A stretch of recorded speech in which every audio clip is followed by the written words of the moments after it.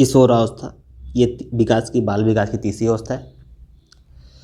जो किशोरावस्था है ये अंग्रेजी के एडोलसेंस शब्द से का हिंदी रूपांतरण है, और जो एडोलसेंस है इसका जो अर्थ होता है परिपक्व वृद्धि या परिपक्वता। आइए इसको डिटेल वे में देख लेते हैं।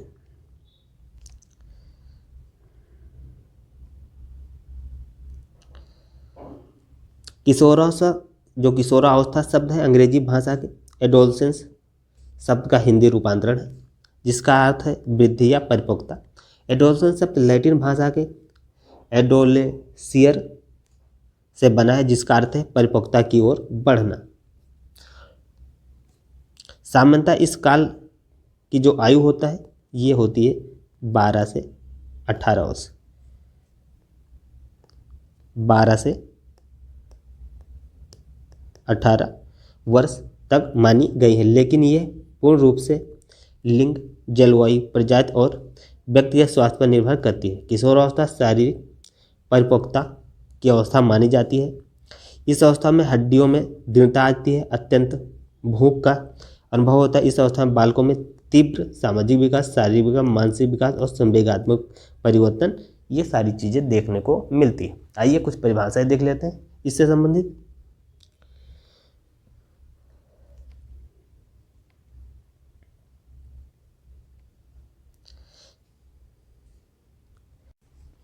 स्टैनले हॉल के अनुसार किशोरावस्था बड़े दबाव, बल दबाव, तनाव, तूफान एवं विरोध की अवस्था है। उन्होंने आगे लिखा है कि इस काल में व्यक्ति का नया जन्म होता है। कुल्हन ने बताया है किशोरावस्था बाल्यकाल तथा प्रौढ़ावस्था के मध्य अत्यधिक परिवर्तन का संक्रमण काल है। अगला क्रो एंड क्रो के अनुसार किशोरावस्था ही वर्तमान की शक्ति व भावी आशा को प्रस्तुत करता है।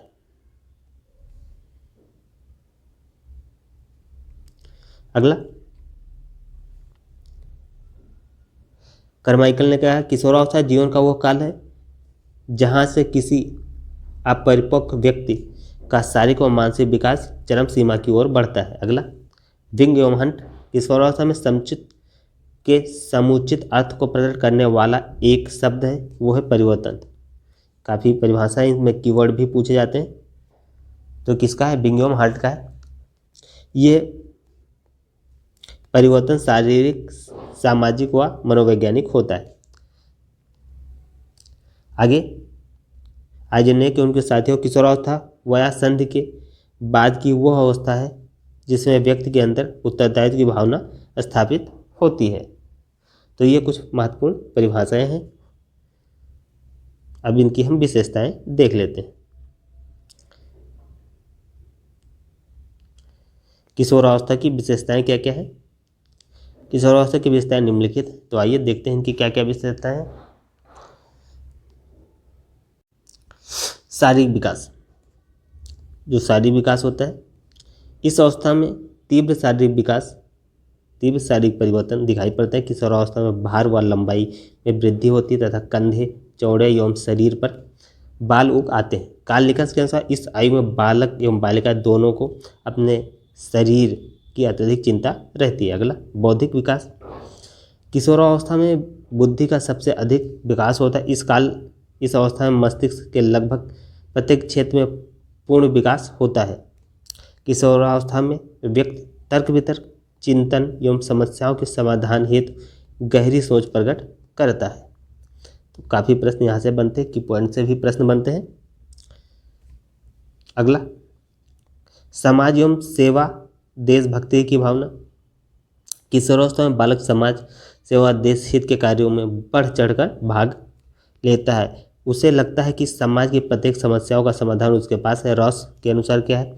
किशोरावस्था समाज के निर्माण व पोषण का कार्य करने के लिए सबसे आगे रहते हैं। किशोरावस्था में समाज का महत्वपूर्ण व्यक्ति बनने की चाह होती है।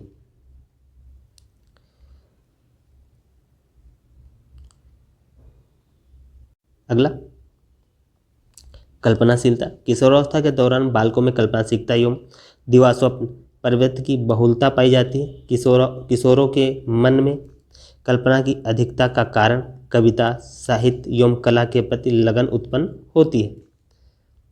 उनके सपनों की पूर्ति न होने पर, किसी क्षेत्र में असफलता मिलने से निराशा की भावना उत्पन्न होती है तथा ऐसी स्थिति में बालक अपराध कर बैठते हैं। वैलेंटाइन ने इस अवस्था को अपराध प्रवृत्ति की अवस्था माना है, तो ये काफ़ी महत्वपूर्ण पॉइंट है। वैलेंटाइन ने इस अवस्था को अपराध प्रवृत्ति की का समय माना है। अगला पॉइंट,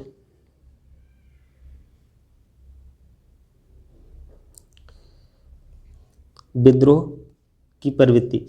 इस अवस्था में बालकों में विचारों में मतभेद, मानसिक स्वतंत्रता एवं विद्रोह की प्रवृत्ति देखी जाती है। इस अवस्था में किशोर समाज में प्रचलित परंपराएं, अंधविश्वासों के जाल में न फंसकर स्वतंत्र जीवन जीना पसंद करते हैं। अगला, कामुकता।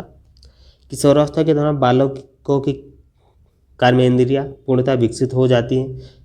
इस आयु में विपरीत लिंग के प्रति आकर्षण अपने चरम पर होता है। इस अवस्था में किशोर बार बार वस्त्र बदलकर और दर्पण के सामने अपने शरीर को देखकर आनंद का अनुभव करते हैं। अगला, स्थिरता और समायोजन। किशोरावस्था में परिवर्तन की अत्यधिक गति के कारण स्थिरता और समायोजन का भाव पाया जाता है। इस काल में उसे अपने सामाजिक एवं पारिवारिक जीवन के दौरान कई जटिल समस्याओं का सामना करना पड़ता है एवं असफल होने पर चिड़चिड़ापन, उदासीपन एवं क्रोध जैसे मानसिक विकार उत्पन्न हो जाते हैं। किलपैट्रिक ने इस अवस्था को जीवन का सबसे कठिन काल माना है। अगला पॉइंट,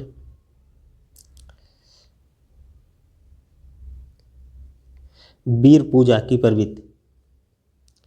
वीर पूजा की प्रवृत्ति। इस अवस्था में किशोरों में वीर पूजा की प्रवृत्ति का विकास हो जाता है। वो अपनी रुचि के अनुसार आदर्श व्यक्तियों, राजनेताओं, सिनेमा जगत के अभिनेताओं के अनुसरण एवं गुणगान करना प्रारंभ कर देते हैं। अब आगे देखते हैं किशोरावस्था में शिक्षा का स्वरूप क्या होगा। किशोरावस्था में बच्चों को शिक्षा प्रदान करते समय निम्नलिखित बातों का ध्यान रखना चाहिए। आइए देखते हैं कौन कौन सी बातें हैं।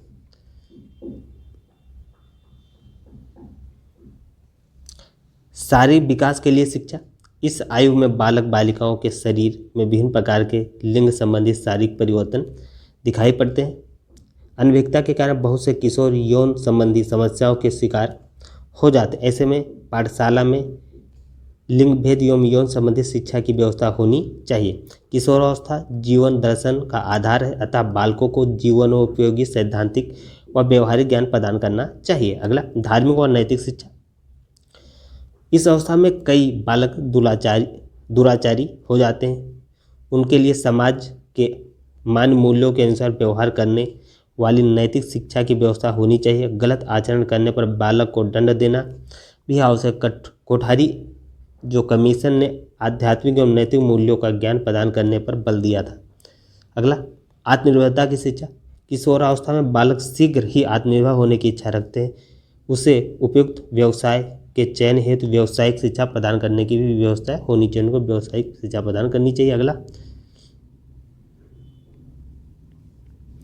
व्यक्तिगत भिन्नता के आधार पर शिक्षा। बालकों के विकास की गति भिन्न भिन्न होती है। प्रायः यह देखा गया है कि कई बालक विकास की दर में पिछड़ जाते हैं। ऐसे बालकों के लिए व्यक्तिगत भिन्नता और आवश्यकताओं के आधार पर शिक्षा होनी चाहिए। अगला, संवेगात्मक विकास के लिए शिक्षा।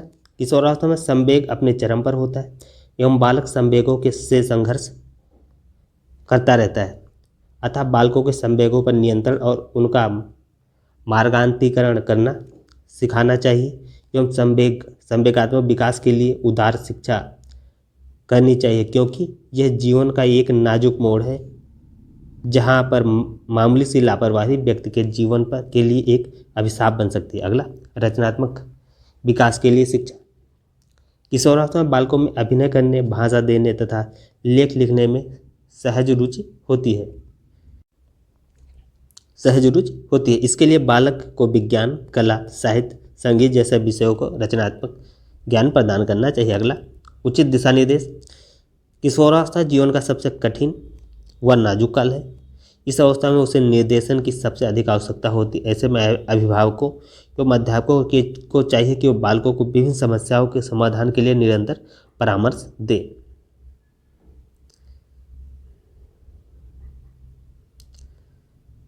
अगला, सकारात्मक व्यवहार की शिक्षा।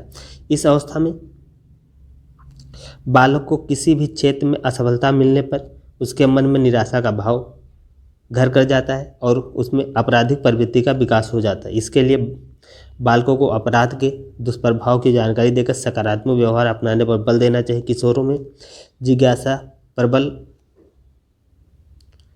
प्रबल होती, ऐसे में उनकी जिज्ञासा को शांत करने के लिए किशोरों को हर बात के सकारात्मक व नकारात्मक पहलुओं के बारे में बताना चाहिए। तो ये शिक्षा देते समय इन चीज़ों का ध्यान रखना चाहिए। आप लोग कमेंट करके बताइएगा ये क्लास आप लोगों को कैसी लगी। इसे लाइक करें, शेयर करें और चैनल को सब्सक्राइब करके बेल आइकन दबा दें। पीडीएफ के लिए आप लोग टेलीग्राम ग्रुप ज्वाइन कर लें, जिसका लिंक आपको कमेंट बॉक्स में मिल जाएगा। तो इस क्लास में इतना ही। जय हिंद, जय भारत।